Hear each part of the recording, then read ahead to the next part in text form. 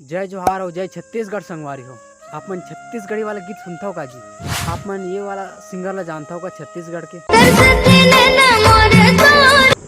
मैं बात करता हूँ दोस्त आरू साहू के बारे में। हाँ, आप मन सही सुनो।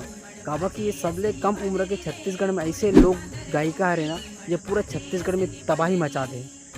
मैं बात काबर करता हूँ एक बारे में, काबर कि काली आने वाला है एक मन के एक बहुत बढ़िया बस्तरिया सॉन्ग लवन्या दीदी के साथ।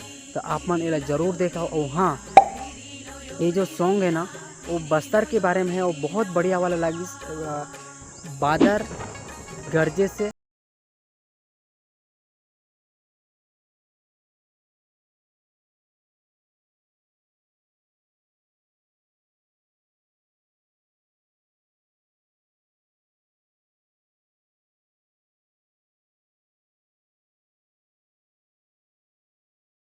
जय छत्तीसगढ़।